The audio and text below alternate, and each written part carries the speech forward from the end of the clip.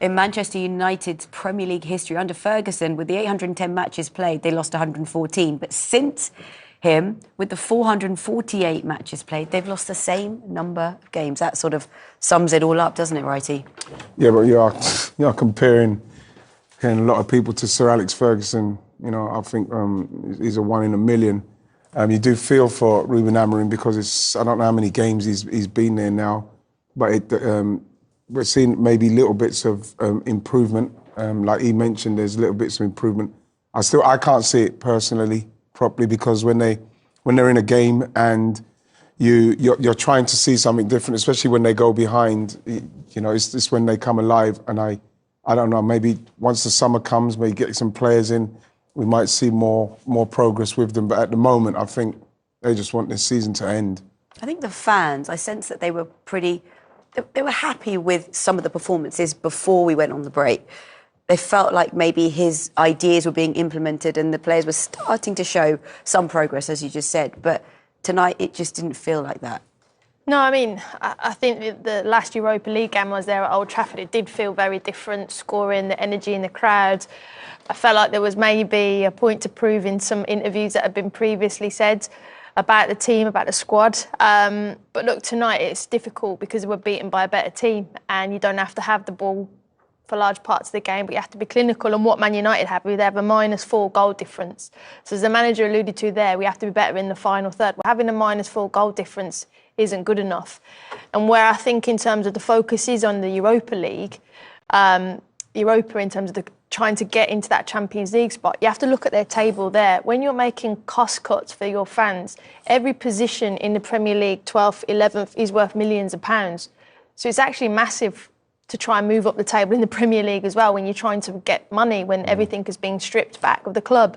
So it's a massive few weeks. They've got Lyon in between that. They've got Newcastle. They've got the Derby, coming up as well. It's a busy 4 or 5 games for United, and it wasn't ideal for them tonight. And if it wasn't for Murillo's amazing clearance, we could have been looking at a different scoreline. You kind of felt that it might happen for them, but it didn't in the end. No, there is always something about United where I genuinely thought they would get something. I was saying it towards the end there. No one believed me, and there it was, Murillo. Murillo came and like he saved them. His great movement from him, his awareness to, in that moment, to sense the danger. Look at him, he's already seen it. You know, he's obviously got a block there, but then that there from Harry Maguire was really good reaction from him. But it's great defending. It's great defending, and they know what to do. They know to defend very well because they've got players that can break and do what we saw Anthony Elanga do. I said he was 5 million, he was 15, but he was worth the 10 million for that. Of course he was, exactly. The goal line. But the awareness, as Wright said, there was spot on. Overall, Manchester United, 13th in the table. The focus, although he's saying the focus is on the next game, it's got to be on the Europa League, surely, now for them. Yeah, but I still feel it will be the next game, but, you know, the main focus will be the Europa League because they know what can come from getting to the latter stages of that, winning that. So, of course, that will be Man United's, like, saving grace this season.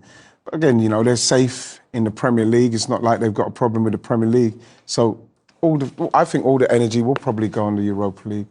And if they were to win that and get into the Champions League, then it's a big task. It'd be just like Man United to do it that way as well. It would, wouldn't it? You know? But then the task ahead is huge to try and get them ready for the Champions League. Well, they're not a Champions League team, as what we're watching, because they're nowhere near it in terms of the Premier League table. But as Wrighty said, if there's anyone that could do it, it probably would be them to go and lift the trophy. And they have performed quite well in it, so you won't back against them. But it is their focus, sole focus, I believe. But like I said, when the owner's making cost cuts, every position in the Premier League is worth millions of pounds to try and climb that table. That's also vital for them as well. And you don't want to have where you finish, whether it be 13th, 14th, come the end of the season and have that for Man United, because it's not good enough for them. Well, a club that look like they are going to be playing Champions League football next season are Nottingham Forest. Yes. And again, they've impressed. The fans have so much to be pleased about. But they will also have to have an interesting summer to try and get some more depth in the squad to cope with Champions League football, surely, as well. Yeah, because obviously the levels and the standards are much higher.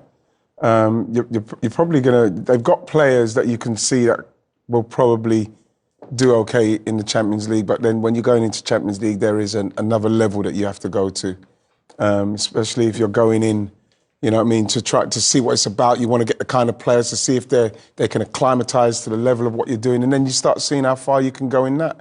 But then the tests will come, because now they look like they're finishing in the top 4. The next season, people are going to be looking at Forest. They're going to have a target on their back because they're a team to beat now, because they're a Champions League team, and so they're going to have to deal with the pressures that come with that. So it's going to be interesting to see how they deal with that. But I'm sure it's a problem that they're going to be happy to have to deal with.